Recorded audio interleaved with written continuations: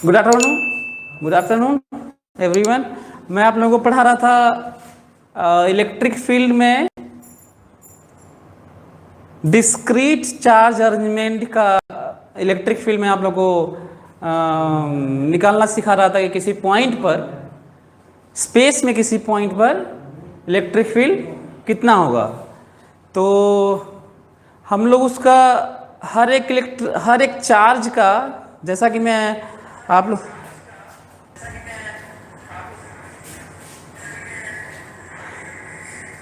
को बताया था कि हर एक चार्ज का इलेक्ट्रिक फील्ड या पोटेंशियल या किसी चार्ज पर फोर्स इंडिविजुअली सुपरपोजिशन के तौर पे सबका अपना अपना होता है, किसी और से किसी का इफेक्ट नहीं होता, पर नेट लेते हैं। जैसे कहीं पे भी किसी बॉडी का स्टडी करना होता है न्यूटन्स लॉज ऑफ मोशन को लेकर, तो हम लोग नेट फोर्स लेते हैं, फिर F बराबर ma लगाते हैं, जिसके कारण एक्सेलरेशन होता है। तो ये सुपरपोजिशन, जैसा कि मैं फोर्स में बताया था सुपरपोजिशन, इसमें भी बात कर चुका हूं। अब इसको समझने की जरूरत है कि जब हम लोग नेट लेते हैं तो उस नेट में दो तरह का अरेंजमेंट होता है। फिर से रिपीट कर रहा हूं, दो तरह का अरेंजमेंट होता है। दुनिया में किसी भी चीज का दो तरह का अरेंजमेंट होता है, चाहे वो वायर, करंट कैरिंग वायर का मैग्नेटिक फील्ड कहीं निकालना हो, करंट के कारण मैग्नेटिक फील्ड निकालना हो, या फिर फील्ड निकालना हो, इलेक्ट्रिक फील्ड निकालना हो चार्ज के कारण, या मास से सेंटर ऑफ मास निकालना हो, या रिजिड कॉन्टिन्यूअस बॉडी के मोशन का, रोटेशनल मोशन में उसके कारण काइनेटिक एनर्जी निकालना हो, जिस अरेंजमेंट का अपना अपना काइनेटिक एनर्जी होगा अपना अपना मोशन के कारण। तो दो तरह के अरेंजमेंट की बात होती है, और ये मैं इसलिए ऐसा बातचीत कर रहा हूँ ताकि आपके दिमाग में रहे कि जिस अरेंजमेंट का हमें कुछ प्रभाव, कहीं पे कुछ निकालना है, इफेक्ट निकालना है, कोई क्वांटिटी निकालनी है, तो हमें कैसे सोचना चाहिए। तो हमें नेट के नाम पर हम सम करते हैं, साइंस में, फिजिक्स में सम करते हैं। वो सम हम लोग सम के नाम पर हम लोग समेशन और इंटीग्रेशन के नाम से जानते हैं। तो समेशन जब डिस्क्रीटनेस होता है अरेंजमेंट में, डिस्क्रीटनेस मतलब गैप के थ्रू, यहाँ पे चार्ज है, यहाँ पे चार्ज है, ऐसे चार्ज है, और उसका जो इलेक्ट्रिक फील्ड होता है किसी पॉइंट पर, तो हम लोग समेशन करते हैं। और जब हम कॉन्टिन्यूअस डिस्ट्रीब्यूशन होता है कहीं पे किसी भी चीज़ का, मास का, चार्ज का, करंट कैरिंग वायर्स का, या किसी भी चीज़ का, तो हम इंटीग्रेट करते हैं, वो भी एडिशन ही होता है। सो हम लोग पढ़ेंगे electric field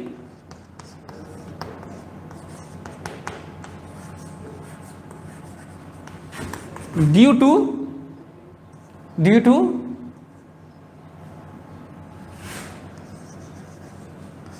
continuous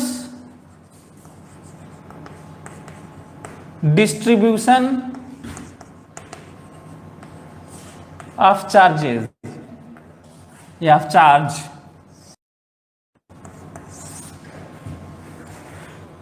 electric field due to continuous distribution of charge, इसका मतलब है कि, तो बार बार मैं एक बात को जो एम्फिसाइज करता रहता हूँ चीज़ों को लेकर, वो जो जिसपे मैं हमेशा इस बात पे जोर डालता रहता हूँ कि फंडामेंटल को हमें ध्यान रखना है, ठीक है। तो फंडामेंटल यही है, फंडामेंटल इसके जो पीछे रीज़न है वो ये है कि कॉन्टिन्यूअस डिस्ट्रीब्यूशन। तो यदि मैं रियली में यदि कोई arrangement X Y Z axis में इस तरह का बना दूँ और कह दूँ कि ऐसा है, जेड एक्सिस भी ऐसे, और कह दूँ कि ऐसा मान लीजिए कॉन्टिन्यूअस अरेंजमेंट है, और यहाँ पे आपको फील्ड निकालना है ना, इस जगह हमें फील्ड निकालना है। ये अरेंजमेंट है, कॉन्टिन्यूअस अरेंजमेंट है। इस कॉन्टिन्यूअस अरेंजमेंट के नाम पे तीन तरह का अरेंजमेंट होगा, लाइन पर होगा, एरिया में होगा, और वॉल्यूम में होगा। जैसा कि मैं इससे पहले भी फोर्स वाले में बात कर चुका हूँ, ऐसे ही हम लोग को देखना भी चाहिए। तो हम लोग को क्या करना होगा, एक एलिमेंट लेना होगा DQ, इसको हम लोग धीरे धीरे समझेंगे कि किस तरह का एलिमेंट लेना होगा, और फिर यहाँ पे R पोजीशन होगा। यहाँ पे फील्ड के, और इसका प्लस जो डी क्यू प्लस चार्ज है इसका इधर की तरफ डी ई फील्ड होगा, और ई नेट होगा, जो ई नेट होगा वो होगा summation of D E vector. और ये वेक्टर ध्यान रखना है, जो डिफरेंशियल एलिमेंट है वेक्टर का, जो डिफरेंशियल एलिमेंट है उसको इंटीग्रेट करना है। और ये अक्सर हम लोग को देखने को मिलेगा कि इसको जोड़ने के नाम पर, इंपॉर्टेंट पॉइंट, जब इसको जोड़ने की बात करेंगे, जो छोटे छोटे डिफरेंशियल चार्ज के कारण जो फील्ड होगा, तो जोड़ने के नाम पर यदि एक ही तरफ ये फील्ड हुआ तब तो हम लोग स्केलर टाइप का जोड़ लेंगे, क्योंकि जब वेक्टर एक ही तरफ होते हैं तो सिंपली मैग्नीट्यूड का एडिशन हो जाता है। और जब अलग अलग डायरेक्शन में होते हैं, इधर देखिए इसका फील्ड, देखिए इसका फील्ड यहाँ पर इधर होगा, इसका फील्ड देखिए यहाँ पर इधर होगा, इसका फील्ड देखिए यहाँ पर इधर होगा, इसका फील्ड देखिए यहाँ पर इधर होगा। तो हर अलग अलग डायरेक्शन में सब फील्ड नजर आ रहा है। जब ऐसे, अच्छा कितने फील्ड होंगे? जितने छोटे छोटे पॉइंट चार्ज की तरह होंगे। और कॉन्टिन्यूअस डिस्ट्रीब्यूशन में, दुनिया की किसी भी चीज की कॉन्टिन्यूअस डिस्ट्रीब्यूशन में जब डिफरेंशियल एलिमेंट से लेकर कोई बातचीत करते हैं तो वो जो सेक्शन, नंबर ऑफ सेक्शंस होते हैं, नंबर ऑफ डिफरेंशियल एलिमेंट्स होते हैं, हमेशा इनफाइनाइटली लार्ज होते हैं, इनफाइनाइट होते हैं। इसका मतलब इस तरह के कितने वेक्टर्स आने वाले हैं? इनफाइनाइट। उसी की बात कर रहा हूं कि इनफाइनाइट वेक्टर यदि एक ही तरफ होंगे तब तो जोड़ लेंगे, लेकिन ऐसे ऐसे होंगे, इधर ऐसे होंगे, इधर ऐसे होंगे, ऐसे होंगे, इधर उधर होंगे। अब दिक्कत हो रही है क्या करें, है ना? तो इस तरह के कंटिन्यूअस डिस्ट्रीब्यूशन में जो रिजल्ट है, उस रिजल्ट के बारे में सोचने पर लग रहा है क्या किया जाए। तो जब अलग अलग डायरेक्शन में होते हैं, और खासकर आपको 2D प्लेन में मिलेगा, हालांकि 3D भी किया जा सकता है, जो आपके कोर्स में शायद मिले, है ना? मतलब अभी तक हमें नहीं लगता है कि कहीं आया भी होगा इस तरह का। हाँ, शायद एक्सप्रेशन में रिलेशन के तौर पे आया होगा। तो 2D मिलेगा, मतलब XY प्लेन में मिलेगा। तो वैसे केस में सभी को X के लॉन्ग ब्रेक कर लेते हैं और टोटल जोड़ लेते हैं, सबको Y के लॉन्ग ब्रेक कर लेते हैं और जोड़ लेते हैं। तो जो इनफाइनाइट नंबर ऑफ फील्ड्स वहाँ पे जो आया था वो अब दो फील्ड में कन्वर्ट हो जाएगा, टोटल X और टोटल Y। जब टोटल X और टोटल Y में कन्वर्ट हो जाएगा तो हम लोग दो वेक्टर के जोड़ने का फॉर्मूला लगाएंगे, और under root EX square plus EY square, यही तरीका होता है जो हमें करना है। तो आप लोग इसको नोट डाउन कर लीजिएगा। हमें लगता है कि आप लोग कर भी लिए होंगे, तो इसको हम लोग क्वेश्चन के तौर पे अब करते हैं, आपको ज़्यादा समझ में आएगा। अच्छा हाँ, ये जनरल मैं बताया था, और जब भी जनरल का एक्सप्रेशन दिखता है वो बड़ा खतरनाक दिखता है, तो डरना नहीं है। वो तो मैं एक होता ना जनरल समझाना, जो एक कहते हैं जा theoretical part, theoretical portion, theory के नाम पर, तो ये आपको समझाया। अब हम लोग क्वेश्चन करेंगे तो आपको आइडिया लगेगा कि क्या करना है। तो क्वेश्चन लिखिए आप लोग।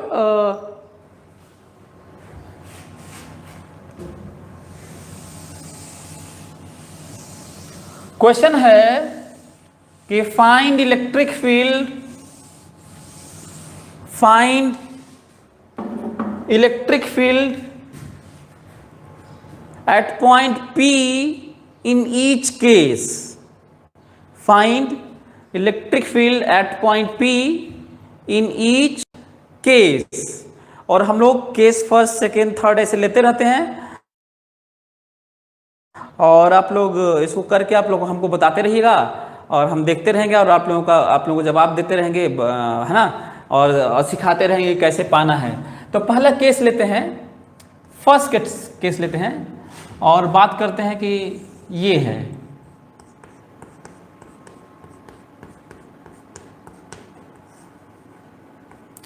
इनफाइनाइट तक ऐसे है, और लेमडा अरेंजमेंट है, और कोई हमसे कह दिया है कि यहाँ पर बताइए डिस्टेंस D है या A है, जो भी कह लीजिए, और पॉइंट P है।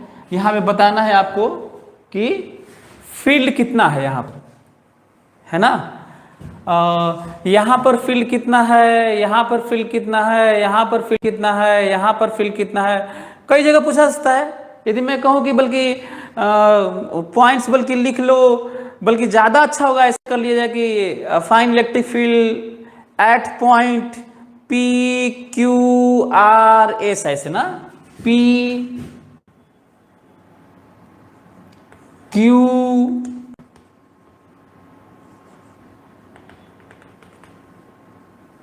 यहाँ पे बात कर लेते हैं, आर यहाँ पे बात कर लेते हैं, एस, है ना। अच्छा, मैं ऐसा इसलिए बात कर रहा हूं क्योंकि अरेंजमेंट यही रहेगा और यहाँ पे कहा जा सकता है कि यहाँ पर इसी के कारण जो ये चार्जेस हैं, इन्हीं के कारण यहाँ फील्ड बता दीजिए, यहाँ फील्ड बता दीजिए, यहाँ फील्ड बता दीजिए, यही फील्ड बता दीजिए, कहीं और भी थीटा एंगल पे कोई पूछ ले कि बता दीजिए, अंदर में यहाँ पे बता दीजिए ना। सो बहुत सारी पॉसिबिलिटी है और इसी पे मैं बात भी करूँगा। तो सभी लोग इसको करिए, मैं इसको मिटा नहीं देता हूँ। मैं जैसा आपको याद दिला रहा था कि किस तरीके से जो अरेंजमेंट आपके सामने है उसी में बहुत सारी चीज़ें पूछी जा सकती हैं, तो इसको मैं मिटा देता हूँ। मतलब आगे करेंगे उन सबको, लेकिन फिलहाल इसको करते हैं। अब समझते हैं जो हम लोग फिर से वो याद दिला दूं कि यहाँ पे चार्ज, यहाँ पे कुछ नहीं है तो फील्ड बताना है, यहाँ पे चार्ज रखते तो उस पे फोर्स पूछते, जो कि हम लोग फोर्स में कर चुके हैं, इसको रिवीजन भी मान सकते हैं। तो सभी लोग एक बार इसको करिए, देखिए आप लोग फील्ड निकाल पाते हैं क्या, तो जल्दी से निकाल के बताइए, मैं देखता हूँ आप लोगों का।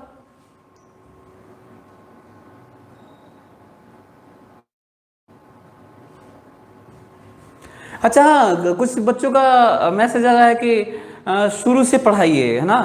तो मैं उनको बता देना चाहता हूँ कि ऐप पे और यूट्यूब पे शुरू से मेरा लेक्चर है। जो लोग नया ज्वाइन कर रहे हैं उनको बहुत कम समझ में आने वाली है मेरी बातें, तो आप लोग शुरू से देख लीजिए। शुरू से मैं पढ़ाऊँगा तो जो बच्चे पढ़ते आ रहे हैं ऑलरेडी, बहुत सारे बच्चे, अब उनके लिए वो फिर उन्हें रुकना होगा, तो ये सही नहीं है। बल्कि ज़्यादा अच्छा है कि आप लोग फटाफट 2-3 दिन के अंदर वो फटाफट पीछे का देख लीजिए। बहुत न्यूमेरिकल भले ही बहुत सारा करवाया, पर पढ़ाने के नाम पे तो मैं चार्ज के बारे में बताया हूँ, कूलॉम्स लॉ बताया हूँ और इलेक्ट्रिक फील्ड बताया हूँ, जिसको बहुत सारे टीचर्स 1-2 दिन में ही पूरा खत्म कर लेते हैं। तो न्यूमेरिकल छोड़ के यदि आप यहाँ पे आना चाहते हैं, जो एक ही तरह की बात होगी फोर्स की तरह, आप पकड़ भी लेंगे बातों को। जल्दी से आप लोग, जो लोग नए हैं वो लोग पीछे के वीडियोस को देख लें और थोड़ा ऐसे देखें कि बस वो चार्ज समझ जाएं, शुरू वाला कूलॉम्स लॉ समझ जाएं, एक आध दो क्वेश्चन देख लें, और फिर वो इलेक्ट्रिक फील्ड क्या होता है वो वाला चैप्टर देख लें, और फिर उसके बाद फटाक से इसको देखने की कोशिश करें, और बाकी अपना धीरे धीरे रहेंगे तो मेरे साथ पैरेलल वो चल पाएंगे। चलिए देखते हैं अब इसको करने का, है ना। अब यदि आप लोगों की मैं होता, इसको सोच रहा होता, तो मैं ऐसे करता कि मैं यहाँ से x दूरी पर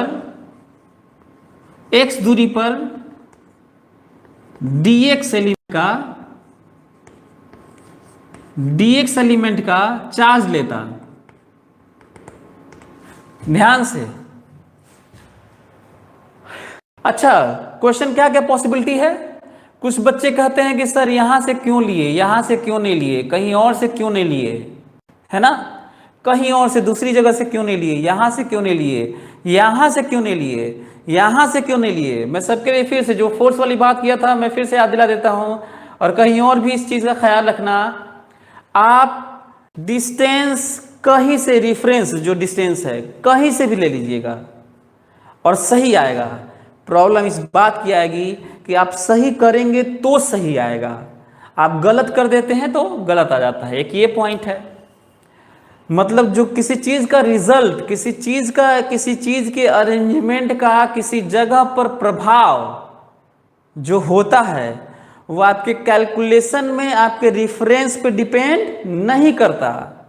हाँ, करने में कॉम्प्लेक्सिटी आ सकती है जिससे आपके गलत होने का चांस बढ़ जाता है, और सच यही है कि बहुत सारे लोग गलती कर भी देते हैं। तो हाँ, ये है। सो एक पॉइंट ये है। दूसरा पॉइंट ये है, एक तो ये पॉइंट है जो कहीं से भी करने पे सही आएगा। दूसरा पॉइंट ये है कि ये जानना बहुत इंपॉर्टेंट है कि कहाँ से ज़्यादा आसान होगा। एक बड़ा पॉइंट है कि कौन सा कहाँ से रेफरेंस लें तो ज़्यादा आसान होगा। तो बल्कि पूरा ही यहीं से दूरी लेंगे डिफरेंशियल पॉइंट का, जैसा कि फ्रीडम है कि आप कहीं से भी ले सकते हैं, तो यहाँ से लेंगे तो सीधा दूरी x हो जाएगा तो थोड़ा आसान होगा। यहाँ से दूरी लेंगे थोड़ा कठिन होगा, कहीं और से दूरी लेंगे थोड़ा और कठिन होगा, यहाँ से दूरी लेंगे तो तब तो बहुत कठिन हो जाएगा। और यहाँ से लेने के बाद मैं तो ये भी कहता हूँ कि बहुत सारे लोग मतलब किताबों में तो यहाँ से लेके किया भी नहीं होगा शायद, और ना ही कोई पढ़ाता भी होगा। आप लोग बल्कि अपने स्तर पर ट्राई करके देखिएगा, यदि आपके पास साइंटिफिक अप्रोच को और ज़्यादा एक्सप्लोर करने का दिमाग में होगा तो आप कहीं और से लेके देखिएगा, बड़ा मज़ा आएगा कि हम लोग कहीं से भी एंगल मतलब आप समझ रहे हो ना कि यहाँ से x पे उसी के अलॉन्ग dx होता है और उसको तोड़ना पड़ेगा इसके अलॉन्ग। ये देखिए कितनी अजीब सी बात है, तो बहुत कॉम्प्लेक्स होता जा रहा है। तो मैं कुछ ज़्यादा डिटेल एक्सप्लेन इसलिए कर रहा हूँ ताकि आपका जो तरीका है जो सोचने का, ताकि फर्दर आप हायर एजुकेशन में भी कहीं पे आप ज़्यादा सोच पाएँ, कर पाएँ, समझा पाएँ, एक्सप्लेन कर पाएँ किसी को भी, तो इसलिए ऐसा है। एनीवे, अगला पॉइंट अच्छा हाँ, मैं ये बताना भूल गया, ध्यान से सुनो फिर से मेरी बात ताकि तुम सीखना। अरेंजमेंट तो मैं बताया था कि एक डिस्क्रीट होता है, कॉन्टिन्यूअस होता है, ये तो मैं बताया ही था। अब कॉन्टिन्यूअस अरेंजमेंट में 3 तरह का होता है, दिमाग में बैठाओ। कॉन्टिन्यूअस अरेंजमेंट में 3 तरह का होता है। लाइन के लॉन्ग होता है, सरफेस के होता है और वॉल्यूम में होता है। लाइन पर होता है, सरफेस पर होता है और वॉल्यूम में होता है। 1D में होता है, 2D में होता है, 3D में होता है, कि ये वही बात है। और ये लाइन में भी 2 तरह का होता है, बताओ। लाइन में भी 2 तरह का होता है, एक स्ट्रेट लाइन पर होता है, एक कर्व लाइन पे होता है। करेंगे, घबराना नहीं है, कर्व लाइन पे होता है। और मैं आपको इस तरह से ऐसे करके सिखा रहा हूं ताकि आप मेरी बातों से आप कहीं भी सोच पाएं, सेंटर ऑफ मास में, रोटेशन में, मैग्नेटिक फील्ड में, इलेक्ट्रिक करंट में, मॉडर्न में, है ना, मतलब कहीं भी तुम्हारे दिमाग में आ जाए कि अच्छा हाँ ये बात है। तो जो मैं बातचीत करता हूँ ये स्लो इसीलिए मेरा लेक्चर होता है क्योंकि मैं कहीं भी एक जनरल बात करता हूँ, इसलिए इस चीज़ को ख्याल रखते हुए हम लोग काम करना है। एनीवे, अब देखते हैं जो तो लाइन वाले में कैसे लेना है। स्ट्रेट लाइन वाले में किसी रेफरेंस से एक्स पे, अरेंजमेंट की बात कर रहा हूं मैं, किसी और वेलोसिटी, एक्सलेशन, डायनामिक क्वांटिटीज की नहीं, अरेंजमेंट की बात कर रहा हूं। तो स्ट्रेट लाइन वाले में एक्स पे dx लेंथ लेना होता है, कर्व वाले में रेफरेंस से थीटा पे d थीटा लेना होता है, और सरफेस वाले में हम लोग को स्ट्रिप लेना होता है, रिंग टाइप का लेना होता है। और सॉलिड स्फीयर अक्सर आपको मिलेगा जिसमें हॉलो स्फीयर dr थिकनेस का लेना होता है। आगे पढ़ेंगे वो आएगा, फिलहाल ये प्लानिंग के नाम पे मैं आपको याद दिला रहा था बस। तो आप देख रहे होंगे किस तरीके से मैं ये मान रहा हूँ। और यहाँ पे तो बताओ ये पॉइंट चार्ज, ये थ्योरी क्या कहती है कि इतना छोटा होता है कि इसको पॉइंट चार्ज माना जा सकता है, dq पॉइंट चार्ज है। और पॉइंट चार्ज का ही हमारे पास फील्ड है जिसको मैं dE कह रहा हूं। अब जरा देखो तो इसको मैं सोच कैसे रहा था, इस पॉइंट पर इसका फील्ड इधर ही होगा, इसका फील्ड यहाँ पे होगा, इसका फील्ड अवे होगा, इसका भी फील्ड यहाँ पे अवे होगा, इसका भी फील्ड यहाँ पर अवे होगा। पहले तो हमें ये सब मानने से पहले हमें यही सोचना चाहिए था कि हर चार्ज का यहाँ पे फील्ड अवे ऐसे होगा, पर निकाले कैसे, तो ये तरीका है निकालने का। मतलब पहले ये सोचना चाहिए था जो हम फील्ड को जानते हैं, तो ऐसे इनफाइनाइट छोटे छोटे पॉइंट चार्ज होंगे।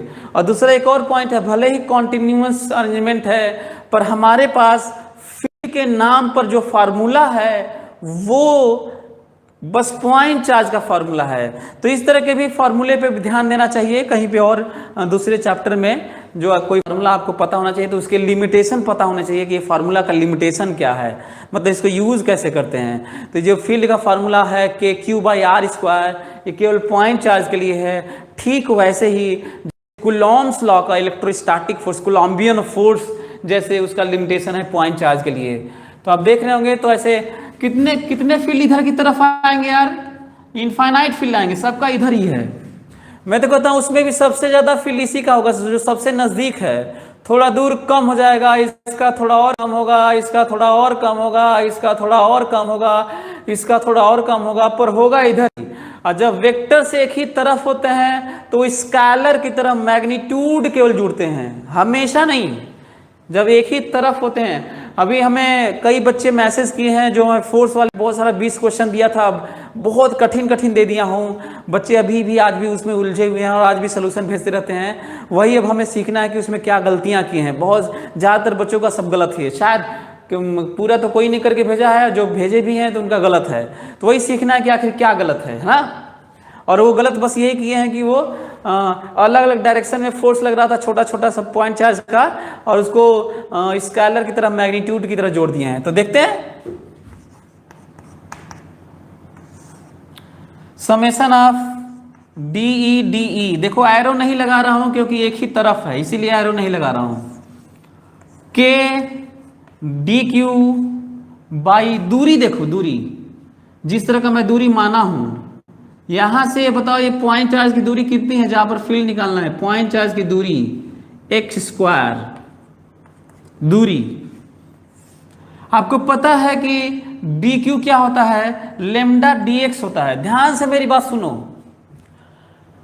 dq लीनियर में लेमडा dx होता है, सरफेस में सिग्मा dA होता है, और यही dq वॉल्यूम में रो dV होता है। मतलब lambda differential length, sigma differential area, और density charge per unit volume differential volume. और क्या ये ऐसा तो है नहीं, ये इलेक्ट्रोस्टैटिक में नई चीज़ आ रही है, 11th में बहुत सारी चीज़ें आ चुकी हैं। एनीवे तो रख लेते हैं लेमडा के lambda dx divided by x²।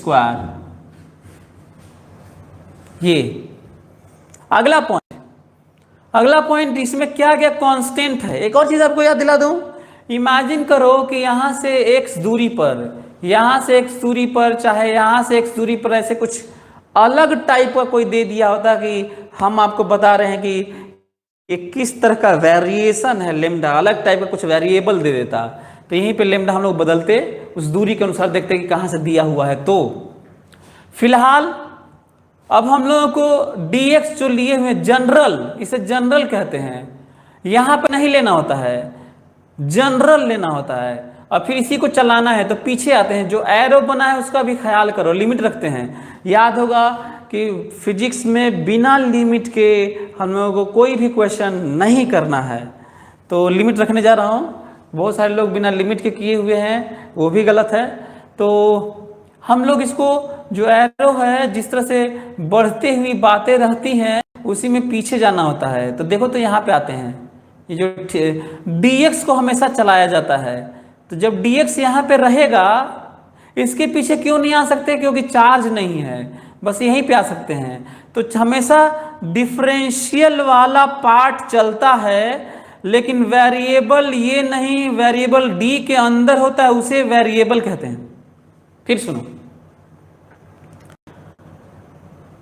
जो वेरिएबल क्वांटिटी x है उसकी लिमिट रखनी होती है। चलता ये है, ये चलता है, ये ऐसे ऐसे ऐसे ऐसे ऐसे ऐसे ऐसे ऐसे ऐसे चलता है ये, लेकिन वैल्यू हमें d के अंदर वाले की रखनी होती है, मतलब x की रखनी होती है। तो चलो पीछे आते हैं। जब हम यहाँ पे आएंगे पीछे लोअर लिमिट रखने के लिए, लोअर लिमिट के लिए पीछे आते हैं, और अपर लिमिट के लिए हम लोग ऐसे आगे बढ़ जाते हैं। तो बताओ यहाँ पे जब चले आएंगे इसके पीछे नहीं जा सकते, तो जब यहाँ पे आएंगे तो बताओ जो दूरी x मानी गई है उसकी वैल्यू कितनी है, a है।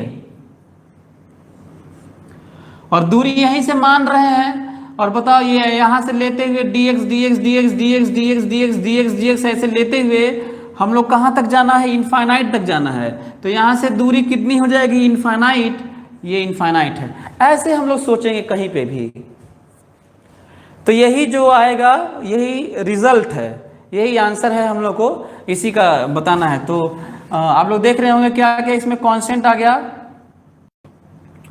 के lambda dx by x square का लिमिट होगा -1/x, इंटीग्रेशन होगा from a to infinite.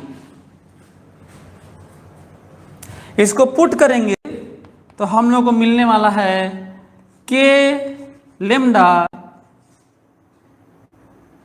-1 infinite -1/a, और यहां से मिलेगा E बराबर के लेमडा बाई a।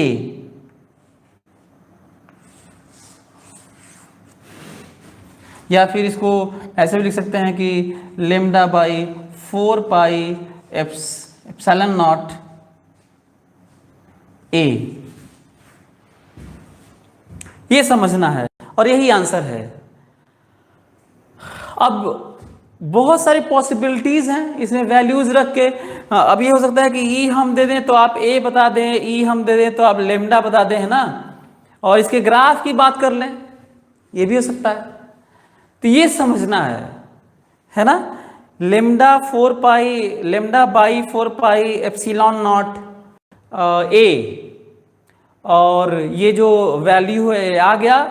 हाँ, यदि कोई कद ये कि ई अगेंस्ट ए खींचो, ई और ए का ग्राफ खींचें, ई और ए का, तो खींच सकता है, ग्राफ भी खींच सकते हैं, ये समझना है ना। ठीक है, ई अगेंस्ट ए ग्राफ, तो ई अगेंस्ट ए ग्राफ खींचेंगे तो देखेंगे 0 हो जाएगा इनफाइनाइट जाते जाते। शुरू में इधर आने पे तो इनफाइनाइट होने लगेगा जब यहाँ पे टच कर रहा होगा।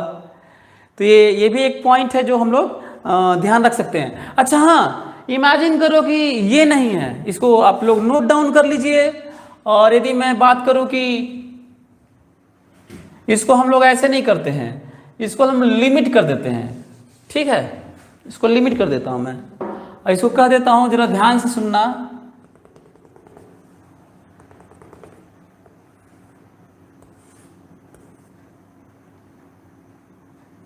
एल है। यदि मैं कह दूं कि एक रॉड है जिस पे लेमडा है ना, और ये एल है, ये तो जरा देखो तो हम लोग क्या करना होगा इसके लिए।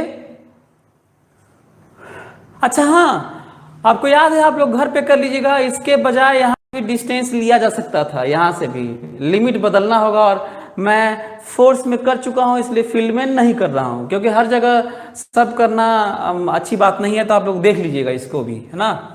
दूसरा, अब बताओ इसके लिए हम लोग क्या बदलाव करें।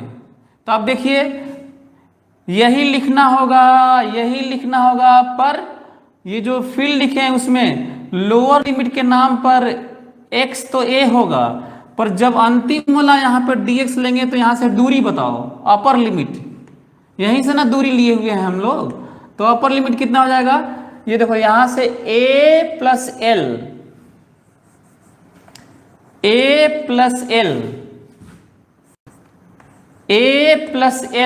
दूसरा क्वेश्चन है ये, मैं एक अलग से केस बना रहा हूं, ये नहीं कि कई लोग ऐसा ना समझे कि मैं गलत लिख दिया था तो फिर से लिख रहा हूं, है ना, ऐसा नहीं है। मैं बता रहा हूं कि जब ये फाइनाइट लेंथ का होगा तो क्या होगा। ऐसे केस में होगा, ये होगा a प्लस एल, और हम लोगों के पास रिजल्ट होगा इसको आप लोग सॉल्व करिएगा, तो आप लोगों को मिलेगा E बराबर के लेमडा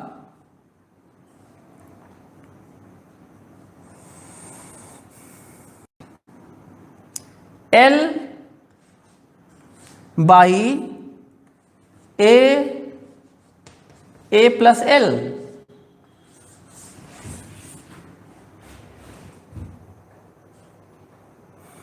एक ये पॉइंट है ना, इसको भी समझने की जरूरत है। ये भी रिजल्ट अपने आप में एक इंटरेस्टिंग पॉइंट है। इसका भी ग्राफ खींचा जा सकता था। इमेजिन करो कि अच्छा, इसको क्रॉस चेक करें, क्रॉस चेक किया जाए। इसको क्यू लेमडा को भी हटाया जा सकता है। जैसे एग्जांपल लेते हैं, आप लोगों को ज्यादा समझ में आएगा। एक काम करते हैं, एल को इनफाइनाइट कर देते हैं, लिमिट। आप पढ़ लिए होंगे तो ये यूज कर सकते हैं। क्या हम लोग ये लिमिट ले सकते हैं? क्या हम लोग ये बात कर सकते हैं कि एल टेंडिंग टू इनफाइनाइट तो क्या होगा? हाँ, तो एक काम करते हैं, ऊपर नीचे एल डिवाइड कर देते हैं और देखते हैं कि क्या आ रहा है। ये देखो तो, के lambda A by L plus 1 दिख रहा होगा। अब जरा बताओ तो, यदि एल इनफाइनाइट करोगे, यहां से एल में हटा दिया ताकि इनफाइनाइट बाई इनफाइनाइट ना है। एल इनफाइनाइट करोगे तो इनफाइनाइट बाई इनफाइनाइट आने लगेगा। उसी से बचा रहा हूं आपको ऐसे। इसी तरह लिमिट भी जाता है। अब बताओ तो, यदि एल इनफाइनाइट करोगे तो देखो ये 0 हो जाएगा और के लेमडा बाई ए आ जाएगा। देखो, जो कि आना चाहिए था, यही हम लोग पढ़े भी थे। के लेमडा बाई ए पढ़े थे। एक ये पॉइंट है जो जानना था, ठीक है। एक और पॉइंट ध्यान रखा जा सकता है। जरा देखो तो, यदि हम लोग इसको कहें कि एक नया केस बनाते हैं। इमेजिन करो कि यहां पे लेमडा नहीं, यहां पे क्यू है।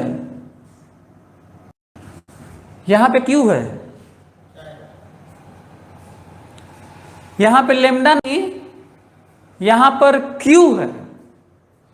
तो ये नहीं कि अब इसके लिए क्या करें, तरीका वही है, चार्ज पर यूनिट लेंथ ही निकालने से होगा। तो लेमडा दिया है, बहुत बढ़िया। नहीं दिया है, क्यू दिया है, यूनिफॉर्मली डिस्ट्रीब्यूटेड दिया है, तो भी तो लेमडा निकाल सकते हो। जब चीजें यूनिफॉर्म, किसी लाइन पर यूनिफॉर्म डिस्ट्रीब्यूशन हो, किसी एरिया पर यूनिफॉर्म डिस्ट्रीब्यूशन हो, किसी वॉल्यूम पर पूरा यूनिफॉर्म डिस्ट्रीब्यूशन हो, तो लाइन पर होता है तो total charge by total length होता है। एरिया पर होता है तो total charge by total area होता है। और वॉल्यूम में होता है तो total charge by total volume होता है। तो यदि ऐसा है तो ठीक है, तो वो भी रख लेते हैं, उसकी वैल्यू भी लिख लेते हैं। इसको मिटा देता हूं। अब आप लोग लिख लिए होंगे, ऐसा मैं सोच रहा हूं। और वैल्यू है, ये देखो, मैं लेमडा हटाने जा रहा हूं। अब लेमडा को मैं कह रहा हूं क्यू बाई एल है। तो बताओ, हम लोग के पास एक्सप्रेशन कितना था? हम लोग के पास था के lambda L by A plus L था। यहां पे रख लेता हूं, लेमडा की जगह क्यू बाई एल रख लेते हैं। तो के Q by L into L divided by A plus L, and it comes out how much? K Q by A plus L। अच्छा, मैं इतना वेरिएशन क्यों करवाता रहता हूँ पता है? मैं इसलिए आप लोगों को करवाता रहता हूँ ताकि मैं आपको बता सकूं कि क्वेश्चन कैसा भी क्यों ना है, ऐसा ना हो कि हम लोग को एक तरह का रिजल्ट याद रहे, चाहे एक तरह का पैटर्न निकालने का याद रहे। भले ही हम लोग पूरे क्लास में एक क्वेश्चन करें, फर्क नहीं पड़ता, लेकिन उससे यदि हम लोगों को अप्रोच मालूम चल जाता है तो हम लोग पूरे फिजिक्स को, पूरे साइंस को उसी सिमेट्री से, उसी नज़रिए से, उसी वे से देख सकते हैं। तो इस बात में मैं ज़्यादा इम्फेसाइज करता रहता हूँ, जिसको आप लोगों को नोटिस करना चाहिए। अच्छा हाँ, जरा देखो तो, इमेजिन करो कि एल हम 0 कर दें, तो आपको नहीं लगता है पूरा चार्ज यहीं इकट्ठा हो जाएगा? एल 0 कर दें तो आपको नहीं लग रहा है कि यहीं पे चार्ज इकट्ठा हो जाएगा? यदि एल 0, क्रॉस चेक बता रहा हूँ सब, ये सारी चीज़ें जो बातचीत कर रहा हूँ क्रॉस चेक बता रहा हूं ताकि आप लोग ऑप्शन देख के भी आपका हाई लेवल थॉट जो केस बना, हाईएस्ट लेवल होता है ये साइंस की जर्नी में या साइंस के कॉन्सेप्ट में, ऑब्जर्वेशन में, विजुअलाइजेशन में, इमेजिनेशन में केस सबसे ज़्यादा इंपॉर्टेंट होते हैं। केस का ही स्टडी कर करके नए नई चीज़ें चली आई, जब नए ऑब्जर्वेशन हुए तो नई नई डिस्कवरीज हुई। मैक्सवेल एक बड़ा नाम है इलेक्ट्रोडायनामिक्स में, इलेक्ट्रोमैग्नेटिज्म में बड़ा नाम है, जिन्होंने गॉस को एम्पियर्स को करेक्ट कर दिया, कहा कि ये स्टैटिक तरीके से सही है, जब डायनामिक होगा तो कुछ और भी बातें होंगी जो टर्म छूट रहे हैं। तो उन्होंने कहा कि आप सही तो हैं आप लोग, पर एम्पियर्स को कहा, गॉस को कहा आप सही तो हैं पर कंप्लीटली नहीं, कंडीशनली सही हैं। तो साइंस में ऐसा ही रहा है कि चीज़ें कंडीशनली बाद में ट्रू हो गई, पहले तो यूनिवर्सली मानी गई। इनका भी, न्यूटन का भी ऐसे ही माना गया कि भाई यूनिवर्सल ग्रेविटेशनल लॉ है, कूलॉम्स लॉ यूनिवर्सल लॉ है, इस टाइप का। बाद में इनको लिमिट कर दिया आइंस्टाइन ने आकर कि नहीं भाई ऐसा नहीं होता है, चार्ज पर फोर्स नहीं लगाता बल्कि वो क्रिएट करता है फील्ड, जिसकी बात अभी हम लोग कर रहे हैं। एनीवे, तो देखिए कैसे हम लोग हमको चेक करना होगा, तो मैं कैसे चेक करूँगा? ऑप्शन में मैं कहूँगा L 0 होगा तो पूरा चार्ज कहाँ पे होगा? यहीं पर होगा, यहाँ पर। और यदि और L 0 हो जाएगा तो पॉइंट चार्ज हो जाएगा, और पॉइंट चार्ज हो जाएगा तो फील्ड कौन सा आना चाहिए? पॉइंट चार्ज का फार्मूला आना चाहिए। देखिए L 0 करता हूँ, KQ/A² हो जाएगा। देखो KQ/A², KQ/A², और ये पॉइंट चार्ज का फील्ड भी होता है भाई। L 0 करोगे तो फार्मूला तो पॉइंट चार्ज का होना चाहिए, और उसी से दूरी आप ए भी कह रहे थे। तो चलिए ये सारी चीज़ें इसका ख्याल रखिएगा। अब हम लोग निकालते हैं जो गलतियां आप लोग करते रहे वो वाला निकालते हैं।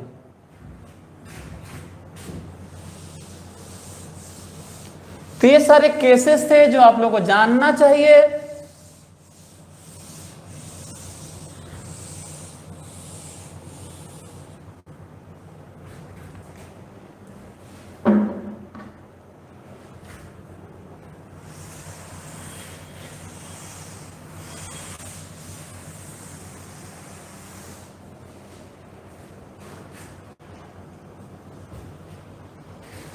तो देखते हैं एक अब हम लोग की चीजें जो रह गई वो ये है,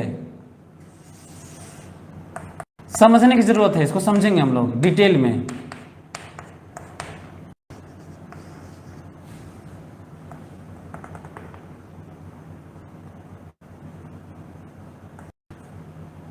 कहा जा रहा है लेमडा है, और यहाँ पे इस P पॉइंट पर फील्ड बताना है। यहाँ पर P पॉइंट पर मेरे दिमाग में ये आ रहा है कि यदि हम लोग इसका फील्ड देखें तो ऊपर की तरफ होगा पॉइंट चार्ज का। पॉइंट चार्ज को कितने पॉइंट चार्ज मान सकते हैं? इनफाइनाइट पॉइंट चार्ज मान सकते हैं। पहले मैं सोच रहा हूं ना, किसी भी चीज में कहीं पे कोई अरेंजमेंट होता है तो हम लोग को पहले सोचना होता है कि किस तरह का बिहेवियर है।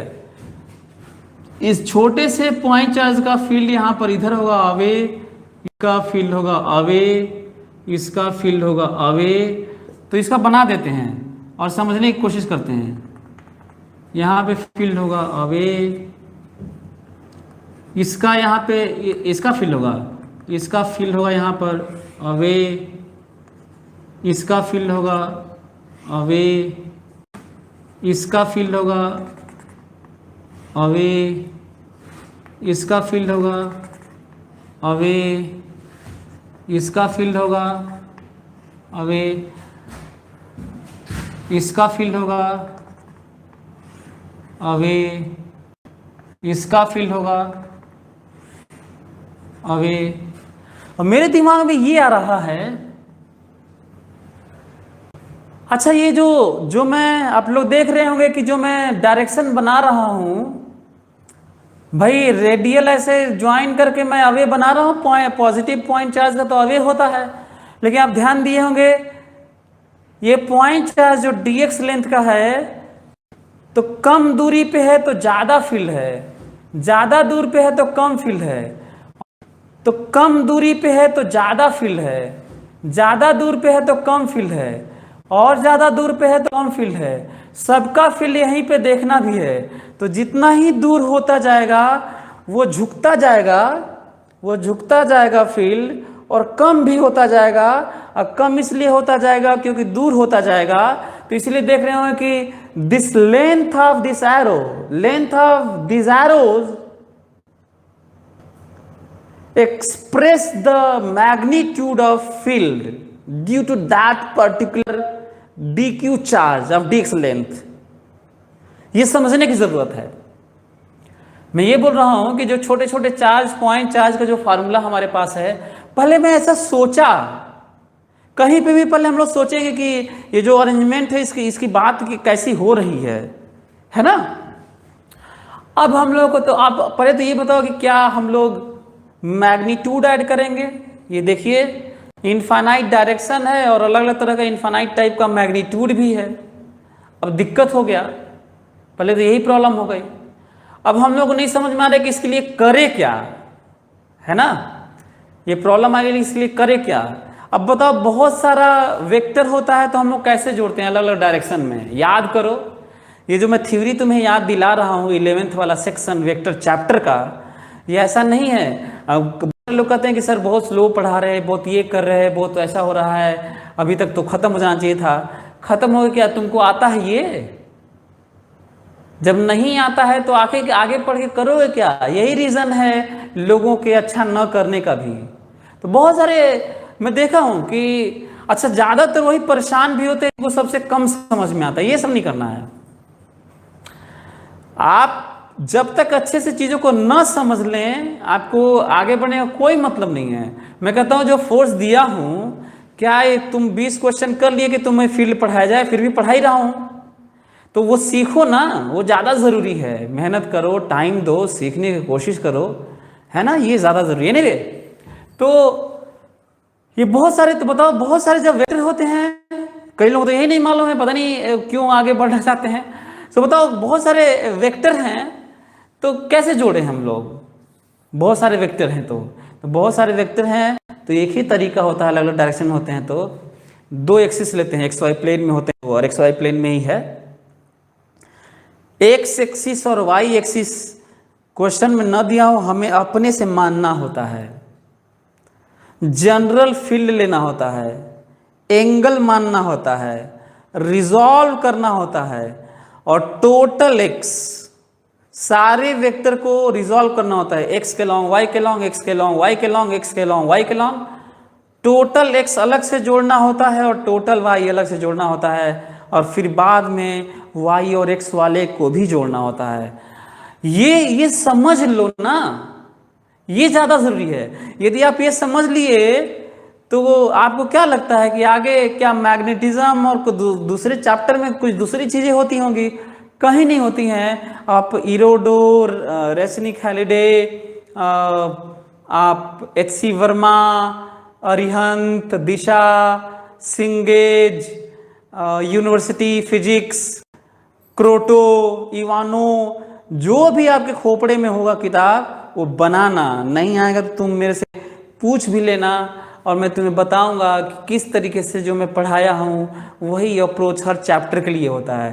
तो यदि आप मेरी बातें ध्यान से सुनते हैं, जिसको मैं पूरे ही सब कुछ लेके चलता हूँ, और मैं देखो ये बता ये रहा था, जबकि हाँ लीनियर बता रहा था, लेकिन उसी में मैं एरिया की भी बात किया, वॉल्यूम की भी बात कर रहा हूँ। एनीवे, तो एक तो ये पॉइंट है।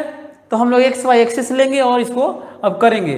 तो इसको समझने की कोशिश करते हैं। इसको मैं मिटा देता हूँ, जनरल लेता हूँ। आप लोग इसको बना लीजिएगा, इसको आप लोग बना लीजिएगा कि किस तरीके से फील्ड का अलग अलग डायरेक्शन है। मैं जनरल लेता हूँ, मेरी बात ध्यान से सुनना। अब मैं जनरल लेके बात करता हूँ और कहता हूँ कि अच्छा ये भी याद है कि जब लीनियर डिस्ट्रीब्यूशन होता है तो हम लोग x पर dx लेंगे।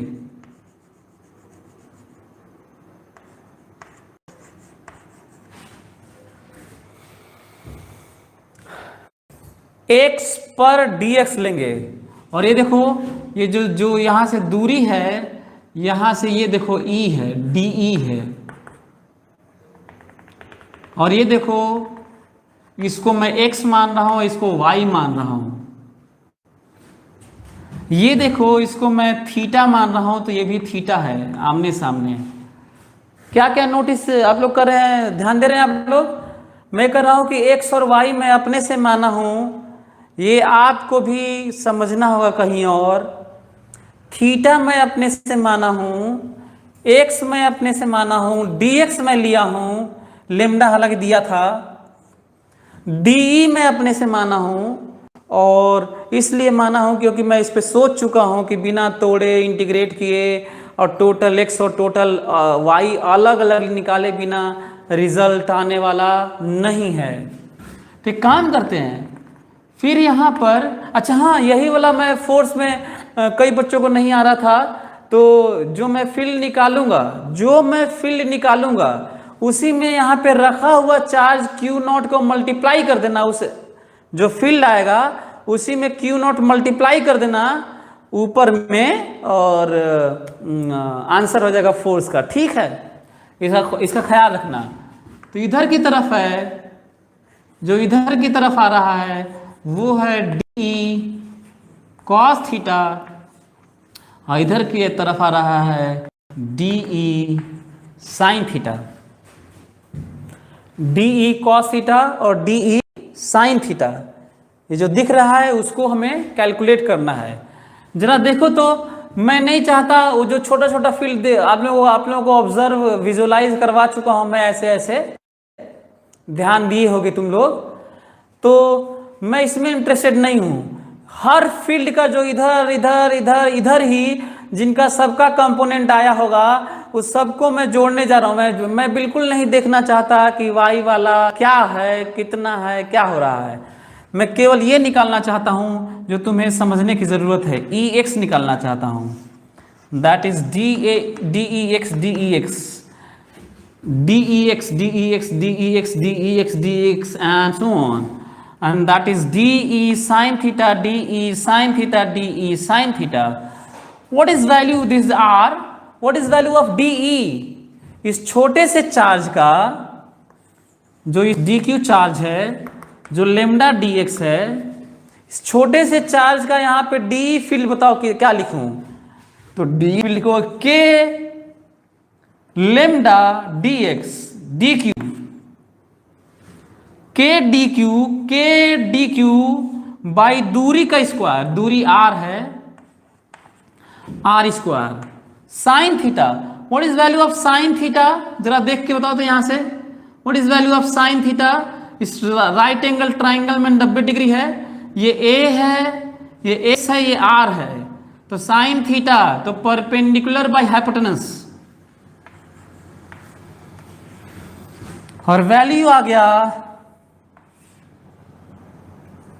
लेमडा के X D X by R Q, और इसकी वैल्यू आ गई, इसकी वैल्यू आ गई क्या क्या इसमें कांस्टेंट है, लेमडा के कांस्टेंट है, और ये आ गया एक्स डी एक्स बाई, जरा नोटिस करोगे तो देखोगे R क्या है, R है अंडर रूट एक्स का स्क्वायर प्लस वाई का स्क्वायर, मतलब ये वाला अंडर रूट एक्स का स्क्वायर प्लस ए का स्क्वायर। ये राइट एंगल ट्राइंगल में देखो R की वैल्यू, यदि R यहां पर रख दिया जाए तो अंडर रूट लगा हुआ है, इसलिए क्या आने वाला है, X square plus A square to the power 3/2। ये 3 तो ये है, पर बाई 2 इसलिए हो गया है क्योंकि अंडर रूट था ना ये, इसलिए ऐसा है। याद करें एक और बात कि बिना लिमिट के हमें फिजिक्स नहीं करनी है कहीं पे भी। यदि ऐसा है तो लिमिट रखते हैं। चलो ध्यान से मेरी बात सुनना, लिमिट कैसे रखते हैं? जो जनरल माने होते हैं, कहते हैं x पर dx, याद करो x पर dx, x पर dx जो माने रहते हैं dx को पीछे लेके आते हैं, जो जनरल है पीछे लेके आओगे तो पहला dx यहां ले रहोगे, इसके पीछे तो जा नहीं सकते क्योंकि अरेंजमेंट है नहीं, तो dx dx dx dx dx dx ऐसे लेके जाओगे, पर dx की वैल्यू रखनी है x की। तो जब यहाँ पे dx ले रहे होगे तो जो x है वो कितना हो रहा होगा, x वैल्यू बताओ, दूरी ही तो है ये, तो कितनी दूरी होगी dx की, 0। और जब लेते हुए चले जाओगे वहां पे तो x की वैल्यू कितनी हो जाएगी, जो दूरी है, दूरी को ही ना x कह रहे हो, x को क्या कह रहे हो, dx की दूरी कह रहे हो। तो जब dx यहाँ पे लोगे तो दूरी होगी 0, और जब dx वहां लोगे तो दूरी होगी infinite. So 0 to infinite, 0 to infinite, x की बात कर रहा हूं मैं, 0 to इनफाइनाइट, ये समझना है। अब क्वेश्चन ये उठता है कि ये हम लोगों के पास करने आता है कि नहीं। ये एक इंपॉर्टेंट पॉइंट है कि क्या हम लोगों को ये करने आता है कि नहीं। चलिए मैं बताता हूं, ध्यान से मेरी बात सुनना। जब भी x square plus A square का एक्सप्रेशन कहीं पे भी इंटीग्रेशन में दिखे, हालांकि ये मैथ्स का पार्ट है फिर भी मैं आप लोगों को बता रहा हूं, जहां पे भी एक्सप्रेशन आपको ये दिखे वहां पर x की वैल्यू इस टर्म में tan थीटा रखा करो ना, tan अल्फा या tan थीटा। जैसे यहां पे यदि बात करें कि x बराबर tan theta, a tan theta, sorry,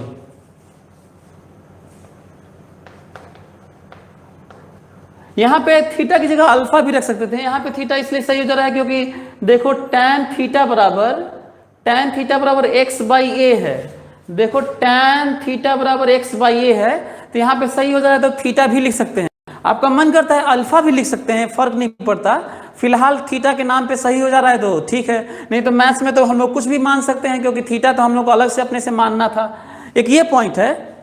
तो take D both side, dx बराबर a तो कांस्टेंट है, ऐसा tan थीटा का डिफरेंशिएशन हो जाएगा sec स्क्वायर थीटा और d थीटा।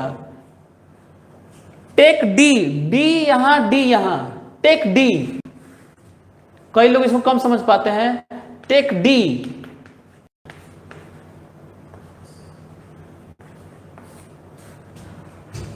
मैं यहां भी लिया और d मैं देखो यहां भी लिया।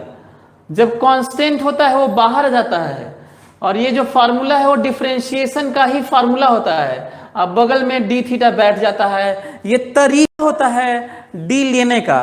तो एक तो ये पॉइंट है डिफरेंशिएशन का, इस तरह का dx की जगह रखना है। दूसरा एक और जो पॉइंट है रखने का वो ये है कि लिमिट हमें बदलना है, क्योंकि अब x हटने वाला है, लिमिट हमें बदलना है। चाहे ये भी हो सकता है कि हम लोग पहले इंटीग्रेट कर लें और फिर उसके बाद इसी टर्म में x और a के टर्म में लेके आए और लिमिट रख लें।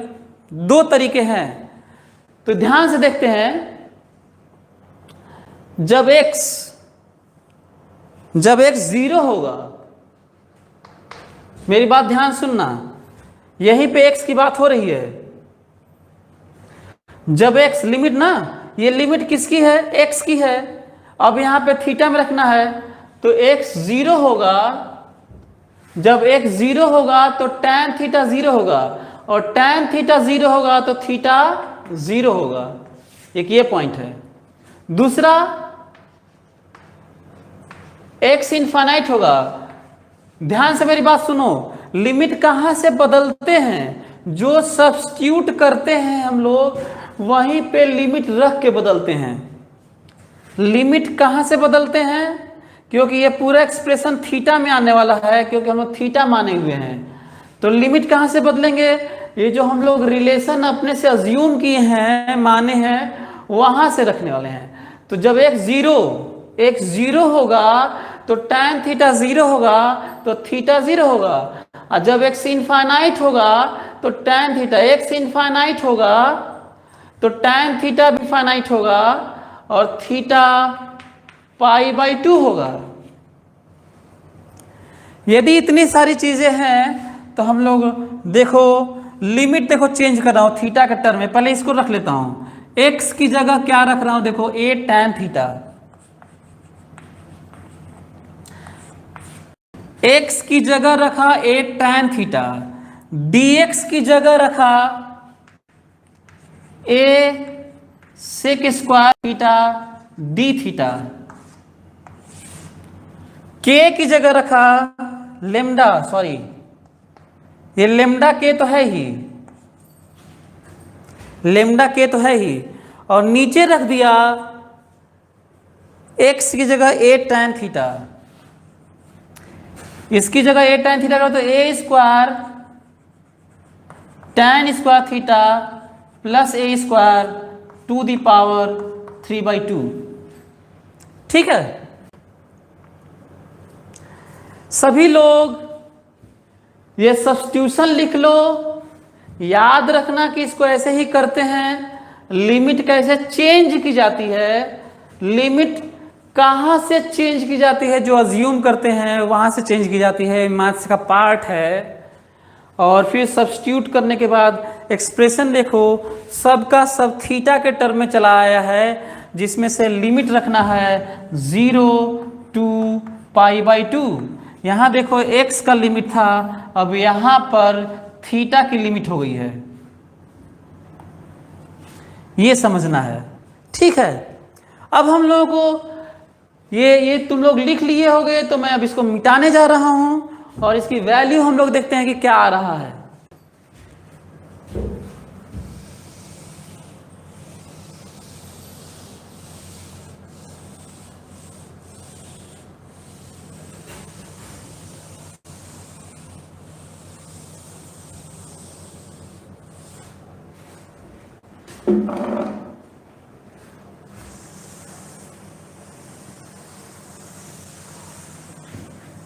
हम लोग देखते हैं कि जो सामने है इसकी वैल्यूज हम लोगों को क्या मिलने वाली है।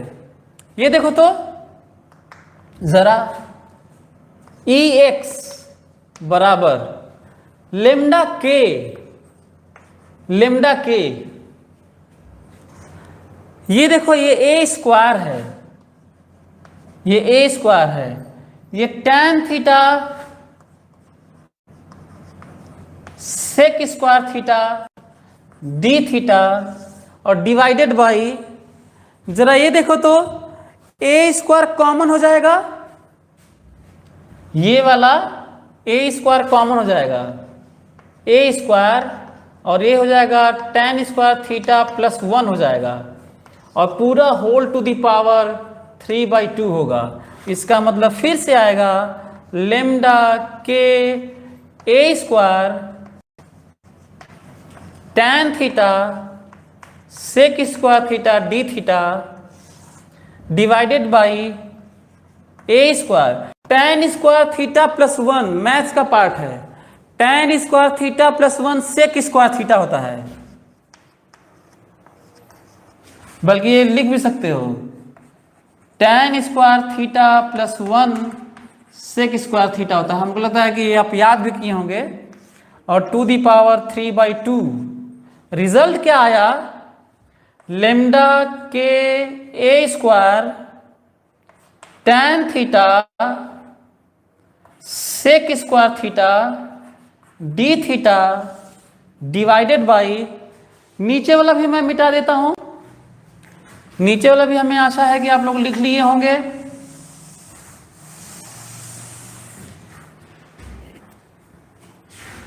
और नीचे वैल्यू देखो, ये दोनों जगह स्क्वायर है तो ये वाला कैंसिल होने वाला है, और नीचे आने वाला है ए क्यूब सेक क्यूब थीटा। ये देखो स्क्वायर और एक क्यूब कैंसिल हो गया, ये वाला ए बचेगा, ये वाला है ना यहाँ पर, यदि हम लोग इसको देखें तो, और ये भी कैंसिल होगा, तो हमें मिलेगा लेमडा के, लेमडा के। अच्छा हाँ, हम लोग लिमिट भी रखना था ना, ये जो वैल्यू है ये इंटीग्रेशन में 0 to π/2, 0 to π/2, 0 to π/2, 0 to π/2, lambda के tan theta by sec theta D theta, नीचे ए आ रहा है, बचा हुआ है। अब देखो तो 0 टू पाई बाई 2 लेमडा के tan थीटा की वैल्यू है sign theta by cos theta D theta, और नीचे है A1 बाई कॉस थीटा। ये 1 बाई कॉस थीटा ऊपर जाएगा, कॉस थीटा कैंसिल हो जाएगा, तुम्हें मिलेगा लेमडा के केवल साइन थीटा डी थीटा मिलेगा, और इसका इंटीग्रेशन होगा फ्रॉम 0 टू पाई बाई 2।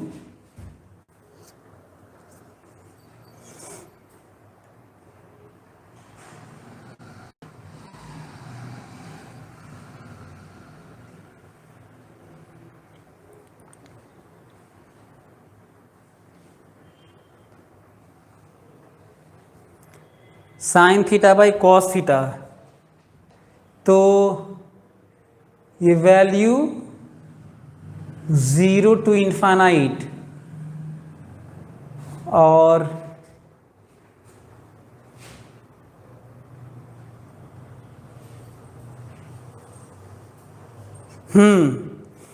तो साइन थीटा डी थीटा, तो रिजल्ट क्या आया, ये वैल्यू आएगा लेमडा के माइनस कॉस थीटा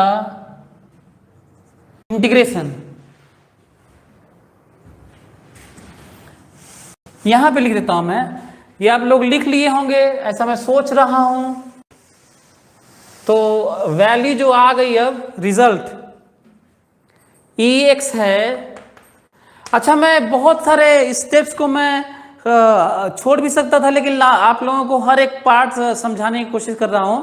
ये लंबा सा कैलकुलेशन है तो अब ठीक है, इसको बहुत छोटा मैं इसको चौथे पार्ट में मतलब 1/4 पार्ट में कर सकता था। तो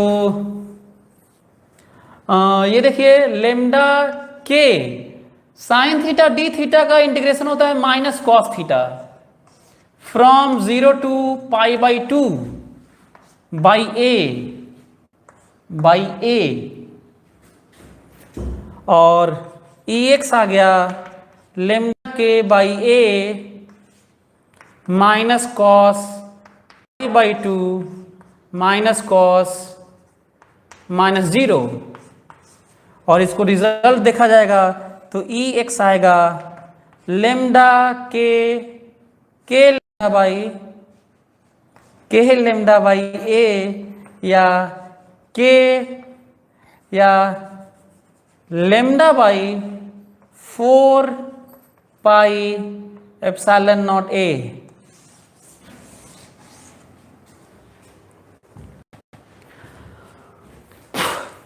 ये जो आप लोगों को दिख रहा है, जो रिजल्ट इतने मेहनत इतने मशक्कत के बाद आया है, इसको हमें नहीं लगता है कि कहीं पे आपको इस तरह का डिराइव करने की ज़रूरत पड़ेगी, न कंपटीशन में न कहीं और। लेकिन हाँ, इसमें कोई दो राय नहीं है कि ये तरीके को जानना बहुत ज़रूरी है। जिस तरह का फील्ड अपना प्रभाव अलग अलग डायरेक्शन में दिखा रहा था, उसके लिए हम लोग किए क्या हैं, है ना। तो यदि साइंटिफिक, अच्छा कभी भी आप लोग देखिएगा कि किस तरीके से 10 साल लग गया, जो यूनिफिकेशन थ्योरी है, जो 4 फोर्सेज है फंडामेंटल फोर्सेज को यूनिफाई करने में 10 साल बाद एक लंबा इक्वेशन मिला, जिसमें ग्रेविटेशनल फोर्स का भी बहुत कुछ देखने को नहीं मिल रहा है। ऐसा माना जा रहा है कि शायद ग्रेविटांस की, हिग्स बोसॉन की किसी तरह की इस तरह की बात शायद थोड़ी बहुत देखने को मिल रही है। जो LHC लार्ज हाइड्रोन कोलाइडर की बात हुई थी, हिग्स बोसॉन, जिसके कारण मानते हैं कि सब में मास की बात होती है। और कितनी भी अजीब सी बात है कि हिग्स बोसॉन का खुद का अपना मास होता है, पता नहीं किस बात का और मास की बात करता है। कि कितने सरप्राइजिंग, कितना वंडरफुल साइंस है। एनीवे, मैं आपको बताने की कोशिश ये कर रहा हूँ कि लंबे पे कैलकुलेशन पे मत जाइए। कैलकुलेशन तो आपको यदि साइंस के फील्ड में रहना है तो इस तरह की बातें करनी होगी। ज़रूरत है कि अप्रोच हमारा कितना सही था, भले ही काफ़ी लंबा किया, और मैं जानबूझ के आप लोगों को कैलकुलेशन दिखाया तब इतना लंबा हो गया। मैं पहली बार वैसे बोर्ड पर इतना ज़्यादा लिखा भी हूँ, नहीं तो इतना लिखता भी नहीं हूँ। नहीं तो सीधा मैं कह देता हूँ कि उसका रिजल्ट मतलब कह देता कि इसको घर पे करना, इसका रिजल्ट ये आएगा। इसका गड़बड़ी होता है कि बहुत सारे बच्चे तो कर लेते हैं, लेकिन कुछ बच्चे चले जाते हैं और कहते हैं कि सर नहीं हो रहा है। तो उनके लिए मैं सारी चीज़ें बता दी, एक्सप्लेन भी कर दिया कि कैसे मैथ्स में हम लोग मानते हैं और ये रिजल्ट है। तो करना क्या है तब, यदि जो लोग थोड़ा सोचते हैं कि साइंस के फील्ड में हमें नहीं रहना है, किसी तरीके से हमें तो डॉक्टरी पढ़नी है, किसी तरह से हम लोग को इंजीनियर किसी तरह बन जाए, ज़िंदगी गुजारनी है, चलानी है, इस तरह का कोई, हालांकि मैं नहीं चाहता कि मेरे स्टूडेंट्स ऐसे हों, उनके लिए खासकर है कि हाँ भाई ठीक है, यदि तुम फिर भी मेरे कहने के बावजूद भी नहीं मानते हो तो इसको याद रखना ज़रूरी है, ये जो फील्ड है। दूसरा, एक काम करना, और इसलिए भी मैं ज़्यादा मेहनत किया कि मैं तुम्हें ये बताना चाहता था कि जो जो एक एक स्टेप जो माना, जो मैं ये लिखा, जो ये हुआ, एक एक स्टेप तुम इसके लिए निकालना। मैं ये वाला निकाला हूँ, मैं केवल ये वाला निकाला हूँ। देखो कितना बड़ा ये क्वेश्चन है। इमेजिन करो कि अभी मैं EX निकाला हूँ, जितने भी फील्ड ऐसे ऐसे ऐसे ऐसे ऐसे ऐसे कुल लग रहे थे इनफाइनाइट डायरेक्शन में, इनफाइनाइट टाइप के, उनका सारा ये कंपोनेंट को जोड़ दिया हूँ। केवल यही कंपोनेंट जोड़ा, कितनी बार जोड़ा गया था ये, इनफाइनाइट टाइम्स, और रिजल्ट ये आया है। अब तुम्हें घर पे करना है ये वाला है, केवल जोड़ते रहना। जोड़ने का तरीका वही वाला है जो इसे किए हैं, और सरप्राइजिंग रिजल्ट आएगा। तुम्हें जान के सरप्राइज होगा कि उसका रिजल्ट भी इतना ही आएगा। देखने में लगेगा नहीं, तुम्हें पूरे क्वेश्चन, पूरे कैलकुलेशन में तुम्हें बिल्कुल महसूस नहीं होगा कि रिजल्ट उतना ही आएगा, क्योंकि कई जगह नई नई चीज़ें यहाँ पे दिखेंगी यहाँ पर। लेकिन जब लास्ट में लिमिट रखोगे, लास्ट में जब लिमिट रखोगे तो तुम्हें रिजल्ट यही मिलेगा। इसका मतलब साफ है, इसका मतलब, इसको मैं मिटा रहा हूँ क्योंकि हम लोग का ये सब चीज़ें हो चुकी हैं। तुम लोग बिल्कुल, बल्कि एक क्वेश्चन इसको मान लो तुम ना, ठीक है, इसको तुम एक क्वेश्चन मानो और घर पे करो, और न आए तो बल्कि हमसे किसी से मत पूछो, बल्कि तुम कॉपी करो इसी का, देख देख के कॉपी करो कि कहाँ पे क्या पुट करना है। बस ध्यान रखना, अभी जो मैं DE साइन थीटा को इंटीग्रेट किया गया था, वहां पे DE कॉस थीटा को इंटीग्रेट किया जाएगा और ये आएगा। तो हम लोगों को क्या मिलने वाला है भाई, जरा बताओ तो। EY भी मिलने वाला है K लेमडा बाई A, मतलब lambda by 4 pi epsilon naught A। अब एक काम करते हैं, इस वैल्यू को क्या E मान लें क्या? यदि इसको E माना जाए तो क्यों ना इसको भी E माना जाए, और E की वैल्यू यही वाला याद रखा जाए, ताकि हम लोग कहीं और भी इस तरह बात कर पाए। तो इस वैल्यू को क्या E माना जाए? यदि ये E है तो ये भी क्या माना जाए, E माना जाए। तो जरा देखो तो, अब हम लोग रिजल्ट की बात करते हैं। जरा देखो तो, फिर से मैं फोटो बना देता हूं ताकि तुम समझ सको। बताओ, यहां पर यदि ये E है, सॉरी, इधर भी E है और इधर भी E है, तो बताओ रिजल्टेंट पता है कि नहीं? बीचों बीच है, E नेट। फिर सुनो, यदि EX भी E है और EY भी E है, जब दो वेक्टर मैग्नीट्यूड में बराबर होते हैं तो उनका रिजल्टेंट बीचों बीच होता है, हमेशा बीचों बीच नहीं होता। तो ये कितना डिग्री पे है भाई? 45 डिग्री पे है। और E नेट है अंडर रूट EX का स्क्वायर प्लस EY का स्क्वायर, मतलब अंडर रूट E का स्क्वायर प्लस E का स्क्वायर, मतलब रूट 2E है। इसका मतलब साफ है। What is value of net? Root 2 lambda by 4 pi epsilon naught A। Root two lambda by 4 pi epsilon naught A E। तो देखे कैसे मैं इनफाइनाइट फील्ड्स को रिजॉल्व किया, सबको इधर तोड़ लिया, सबको इधर तोड़ लिया, और ई एक्स और ई वाई निकाल दिया। ये जो तरीका है सोचने का बहुत सारे वेक्टर क्वांटिटी का, बात फील्ड की नहीं है, बात किसी भी वेक्टर क्वांटिटी की है, 3, 4, 10, 100 इन्फानाइट।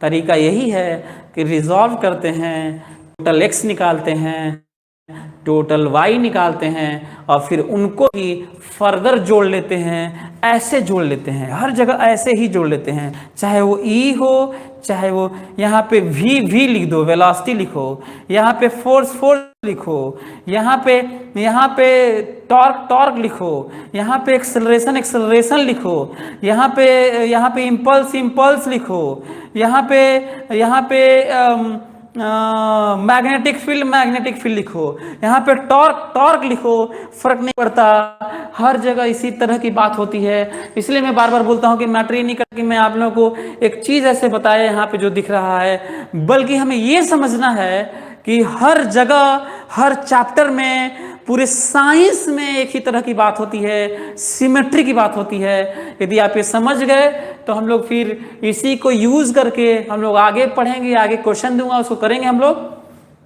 और तब तक आप इस पे सोचते रहिए, बचे हुए पार्ट को ई वाई को कैलकुलेट करते रहिए। अगले क्लास में हम लोग सीखेंगे, क्वेश्चन भी खूब सारा दे दूंगा, आप लोग उसको ट्राई करिएगा। तो आप लोग तब तक दूसरे चीज़ों को आप पढ़ते रहिए, डिस्क्रीट चार्ज के अरेंजमेंट वाला फील्ड निकालते रहिए, और मिलते हैं अगले क्लास में। Thank you so much.